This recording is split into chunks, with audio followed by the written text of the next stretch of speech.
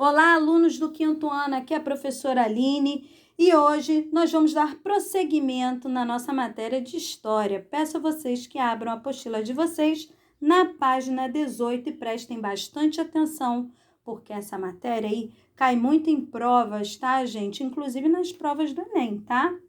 Hoje veremos as revoltas na América Portuguesa.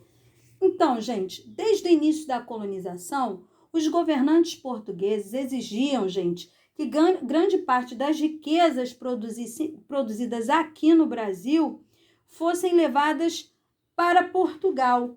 E isso aconteceu primeiro com o pau-brasil, que era aquela madeira que se extraía, né, uma tintura para, né, tingir tecidos, depois com o nosso açúcar e, por último, com o ouro, né?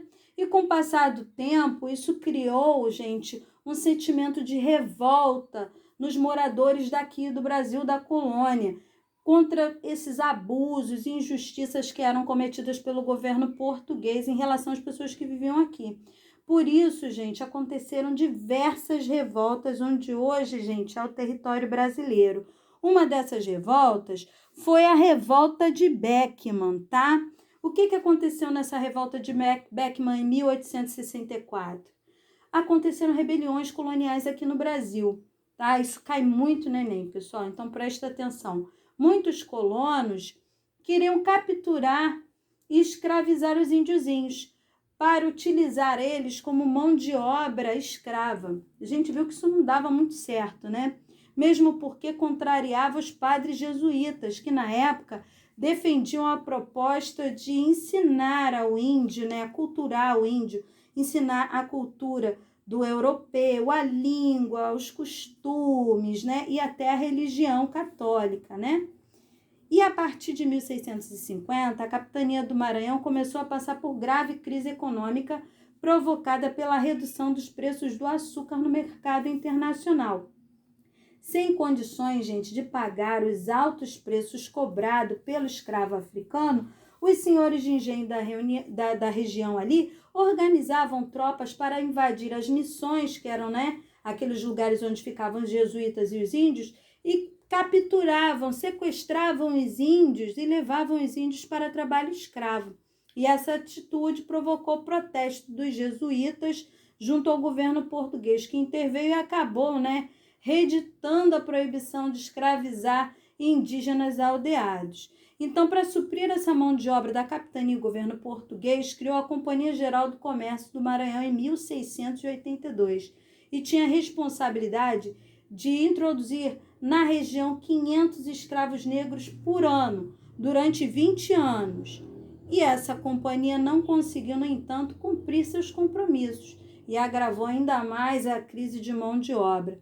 Um grupo de senhores de engenho, liderados por Manuel Beckman, organizou um movimento para acabar com a companhia e com a influência dos jesuítas. Os rebeldes formaram um governo provisório. Ao saber dos acontecimentos, o rei, né, não gostou nada disso, enviou um governador, né, chamado Gomes Freire de Andrade, que ao chegar aqui ordenou o enforcamento de Beckman e outros líderes do movimento. Então, acabou com a revolta mandando matar, né, Beckman. Eles eram bem radicais. Agora nós veremos a Guerra dos Emboabas, pessoal.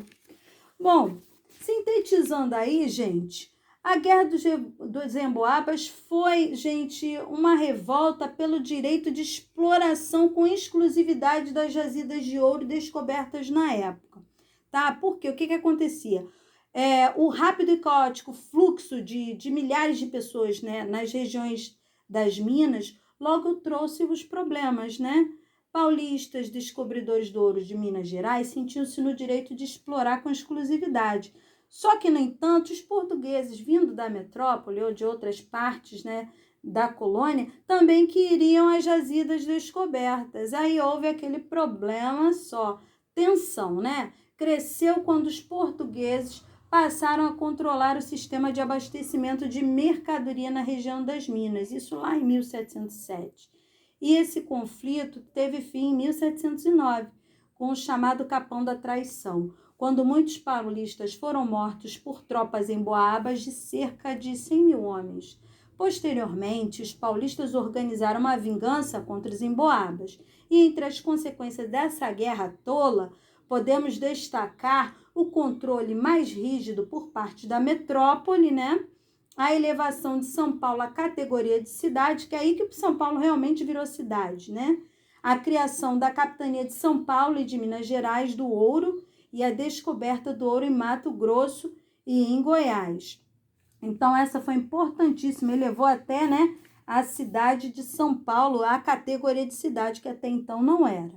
Agora nós veremos Guerra dos Mascates, gente. Então, esse daí, vamos fazer um resumindo? Foi a revolta causada pela concorrência do açúcar antiliano. Então, vamos lá.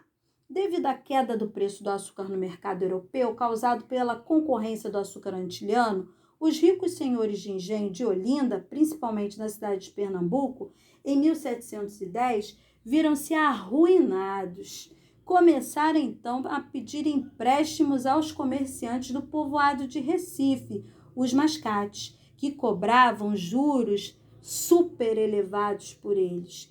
Convencidos da sua relevância, os comerciantes de Recife pediram ao rei de Portugal, Dom João V, né, que seu povoado fosse elevado à categoria de vila. Dom João V atendeu ao pedido e, com isso, os senhores de engenho organizaram uma rebelião e invadiram Recife. Sem condições de resistir, os comerciantes mais ricos fugiram para não serem capturados. E lá para 1711, o governo português interveio na região, reprimiu duramente os revoltosos, como sempre, né, pessoal? Os principais líderes foram presos, condenados ao exílio. Os mascates reassumiram as suas posições em Recife, né? E Recife tornou-se a capital de Pernambuco. Então, pessoal, por hoje é só. Um forte abraço e até a nossa próxima aula. Tchau, tchau!